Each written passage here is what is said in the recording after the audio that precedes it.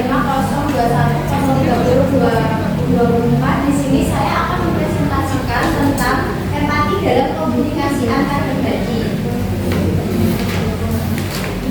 Empati dalam komunikasi antar pribadi yaitu empati yang secara harfiah berarti merasakan ke dalam. Empati yang mendalam dan akurat dibangun melalui keterampilan mempengaruhi seperti kelindahan diri, pemarahan, dan penaksiran yang dapat mengubah perilaku konsumsi. Dalam prosesnya, empati adalah komunikasi yang melibatkan penerimaan, pemrosesan, dan respon terhadap pengalaman klien. Menurut Rahmawati pada tahun 2020, menekankan bahwa empati harus dikomunikasikan kembali kepada klien agar mereka merasa benar-benar dipahami. Sebagai pusat estetika konseling, empati dianggap sebagai seni yang membutuhkan kepekaan, ketulusan, kejujuran, dan dari konselor. Ketika konselor mampu merasakan dan mengidentifikasi diri dengan dunia klien, hal ini menciptakan proses konseling yang efektif. Klien pun akan lebih terbuka, jujur, dan berpartisipasi penuh dalam sesi konseling. Konsep dan dimensi empati. Konsep dasar empati dalam konseling didefinisikan sebagai kemampuan konselor untuk memahami dunia internal klien dari sudut pandang klien itu sendiri tanpa kehilangan identitas profesional dan mengkomunikasikan pemahaman tersebut. Menurut Hartono dan Kusuma pada tahun 2020, empati harus benar merasakan apa yang dirasakan klien, tetapi kemampuan untuk memahami dunia internal klien dari perspektif klien itu sendiri tanpa kehilangan identitas diri sebagai konselor profesional. Riset Juliana dan Widianti pada tahun 2019 memperkuat pandangan dengan mengidentifikasi 3 dimensi utama empati dari konseling, yaitu yang pertama dimensi kognitif, yaitu memahami pola pikir dan kerangka referensi klien. Yang kedua dimensi afektif, membangun hubungan relasional yang autentik. Yang ketiga dimensi behavioral, mengekspresikan pemahaman melalui respon verbal dan non verbal yang tepat. Yang kedua ada empati kognitif dan empati afektif. Empati kognitif yaitu merujuk pada kapasitas konselor dalam mengenali serta memahami pola pikir, keyakinan, dan kerangka referensi yang dimiliki klien. Empati kognitif adalah kemampuan intelektual untuk memahami perspektif, pola pikir, dan keyakinan orang lain yang ada. Dalam konseling, pemasaran empati kognitif oleh konselor sangat penting karena membangun hubungan kepercayaan yang kuat dengan klien, fasilitasi perubahan perilaku yang lebih baik dan berkelanjutan, memungkinkan intervensi yang tepat sasaran seperti membantu klien mengidentifikasi pola pikir negatif yang mendasari masalahnya. Salah satu teknik untuk melatih kemampuan ini adalah dengan cara membalikkan peran, yaitu di mana klien diminta untuk membayangkan diri sebagai orang lain sehingga dapat memahami dampak tindakannya dari perspektif yang berbeda.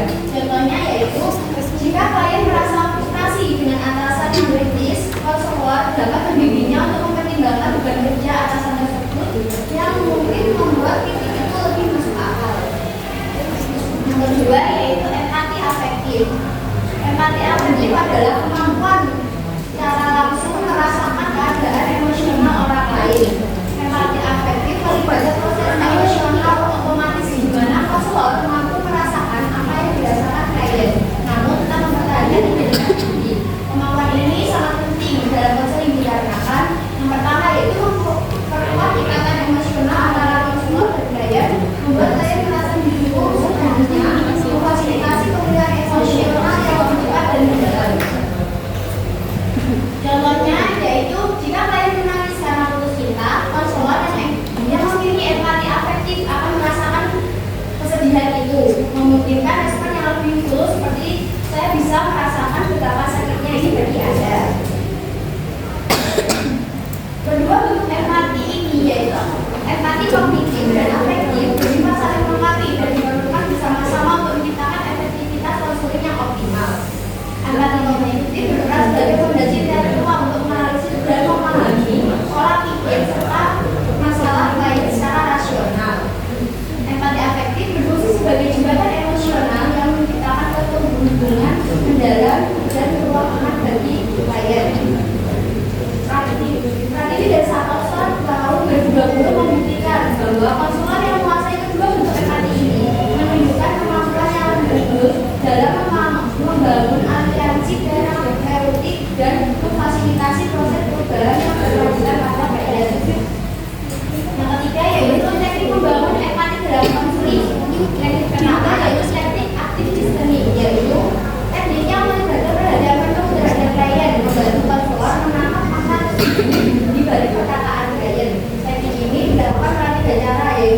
mendengarkan secara aktif, merespon dengan tepat, dan memberikan umpan balik yang efektif. Contohnya, klien berbicara, saya merasa tidak ada yang peduli dengan perasaan saya di kantor.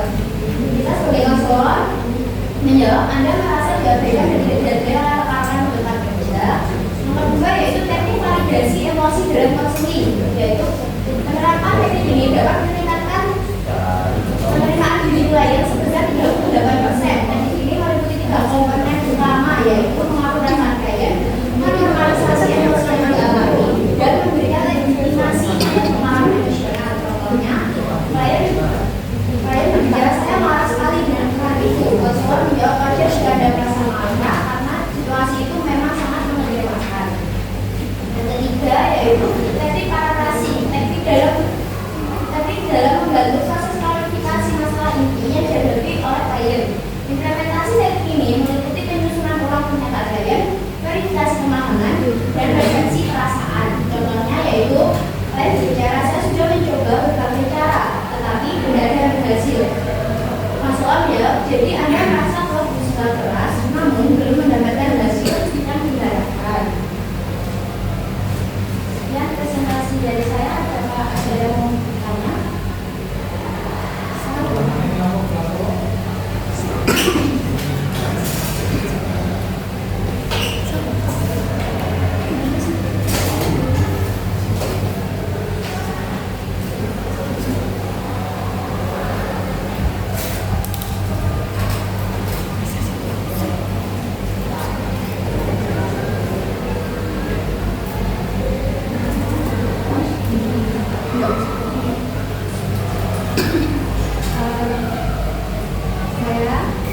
Saya ingin bertanya, nama Ellen Lima.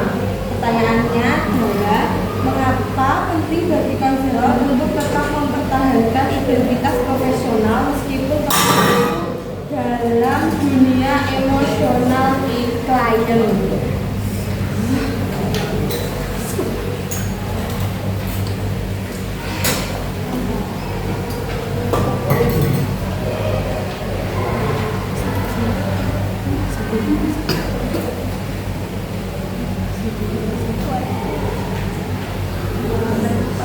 Pertanyaan Mbak Elsa, mengapa penting bagi konselor untuk tetap mempertahankan identitas profesional meskipun telah masuk dalam emosional klien? Yang pertama yaitu karena konselor perlu tetap jernih dan rasional agar dapat menganalisis masalah klien dengan objektif dan memberikan intervensi yang tepat. Yang kedua yaitu mencegah batasan profesional, dan ini mencegah terjadinya kegalauan emosional dan dependensi yang tidak sehat bagi klien. Yang ketiga yaitu menjaga efektivitas. Jika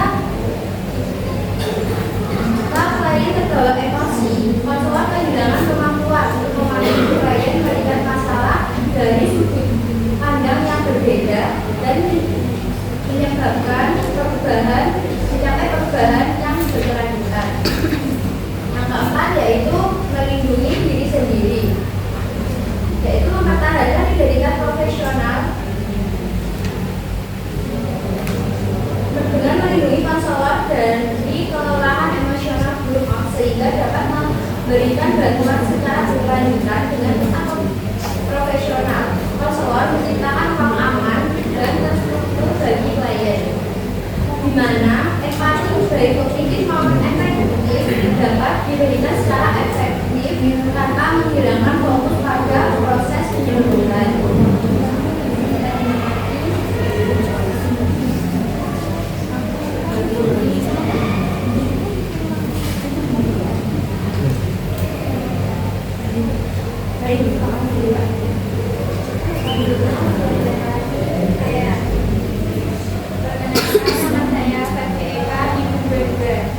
Pertanyaannya, mengapa penguasaan kedua jenis empati, yaitu kognitif dan afektif, dianggap penting dalam membangun aliansi terapeutik?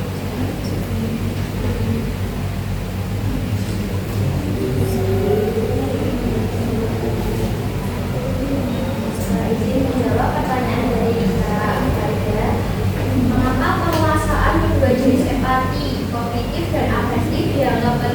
dalam membangun aliansi terapeutik. Dikarenakan keduanya berperan secara sinergis dan saling melengkapi dalam menciptakan hubungan konseling yang efektif dan bermakna. Penguasaan kedua jenis empati memungkinkan konselor tidak hanya memahami klien dari sudut pandang rasional yaitu kognitif, tetapi juga menghubungkan secara emosional dari sudut pandang empati afektif. Hal ini membuat klien merasa benar-benar dipahami, diterima, dan didukung, yang merupakan fondasi dari aliansi terapeutik yang efektif. Empati kognitif sebagai fondasi pemahaman rasional, dan empati kognitif konselor dapat membangun kepercayaan melalui pemahaman yang mendalam dari respon yang sesuai dengan pengalaman klien. Empati afektif sebagai jembatan emosional klien dan agar klien merasa lebih dipahami secara emosional yang memperkuat hubungan terapeutik dan memfasilitasi dalam proses penyembuhan.